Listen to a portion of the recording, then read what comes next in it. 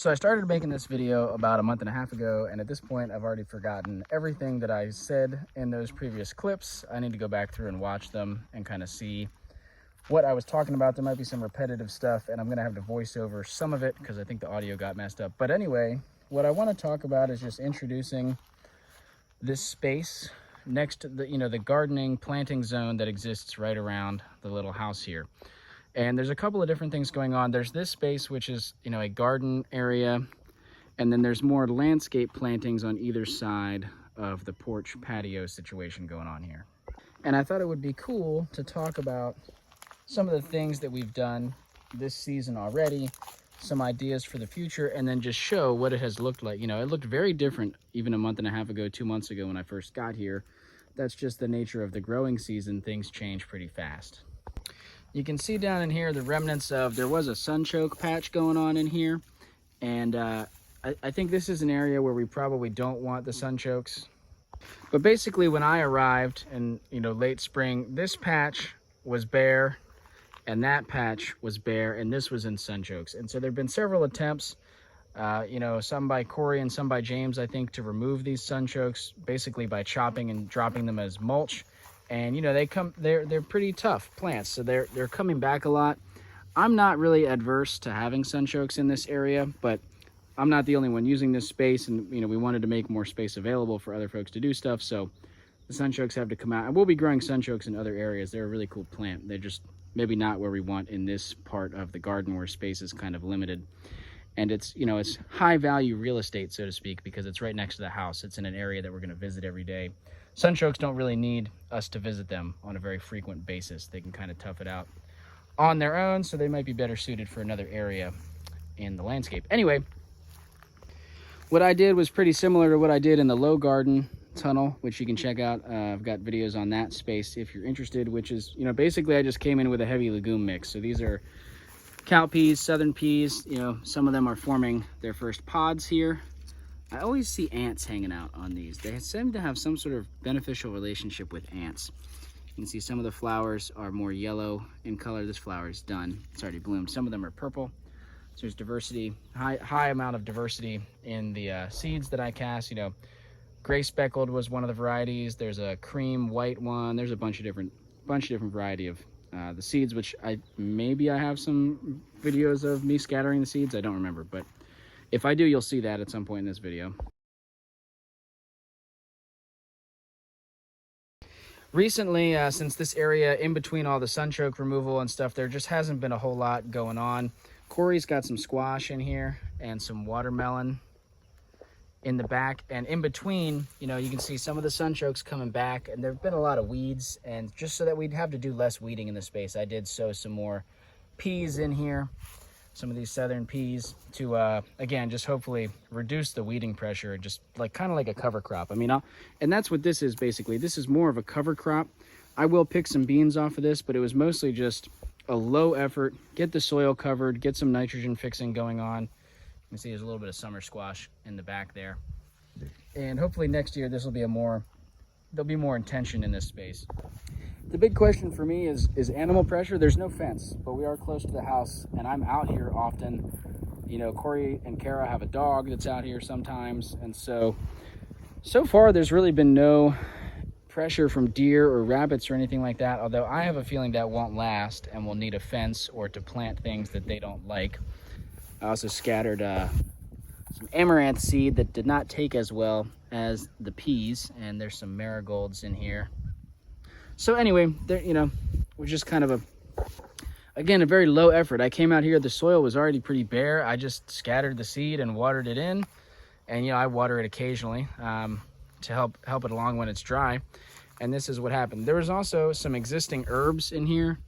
I don't know if we planted these or if this was from the previous owner of the property, but there's some rosemary. I'm trying to get some sunflowers going right here. There's some thyme.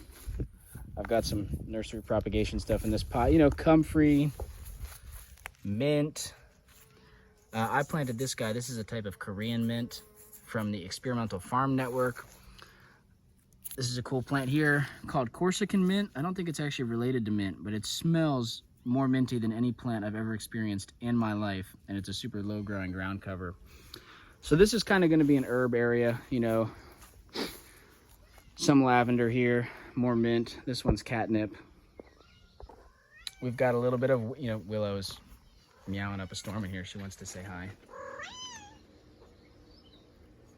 She doesn't like when I'm out here working. She wants to keep me company, but she's an indoor kitty, so can't come out. Anyway, and then landscaping areas in the front. So I think that's kind of more, you know, garden, herbs. This will probably be more landscape plants. Right now we inherited, you know, there's these Japanese maple and some ground covers and stuff. There was a black walnut here, which I tried to graft, although I really got my timing wrong this year, so I'm not convinced that these will take, but we'll see. You know, there's definitely a chance. And I had the scion wood, so we're gonna see what happens.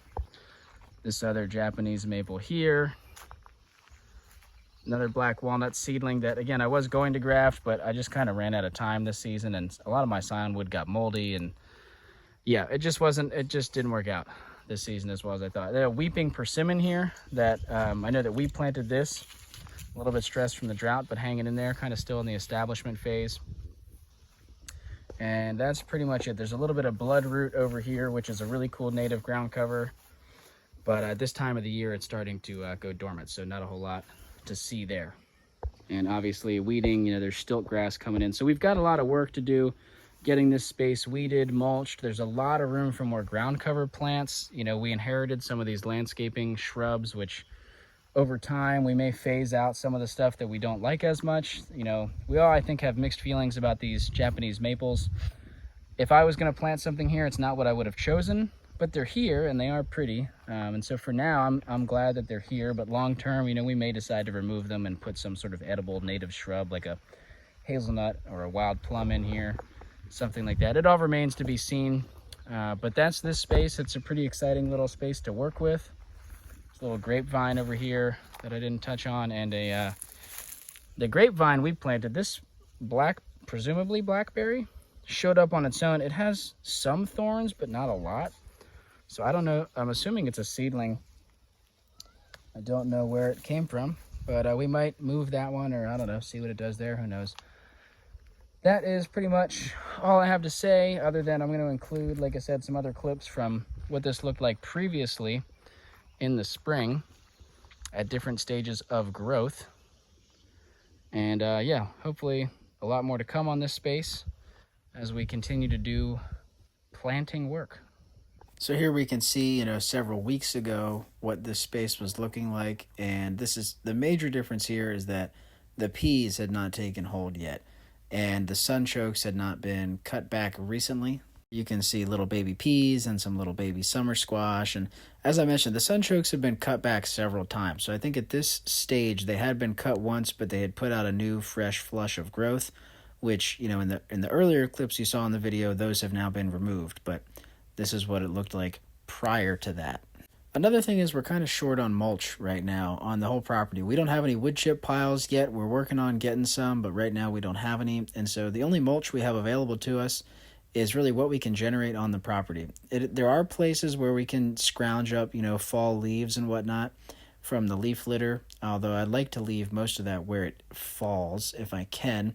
But as I'm chopping down plants, removing plants, trimming, that sort of thing, I'm definitely depositing a lot of that material here. I don't know how well you can see it in this video, but there's some grass clippings around this walnut, and there's some branches and grass clippings around the weeping persimmon.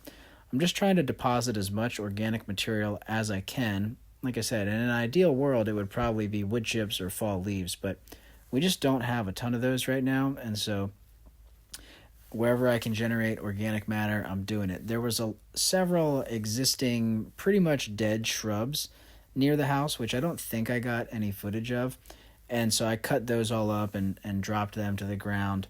If you look closely, you can sort of see some of those piles of sticks and debris, but you get the gist.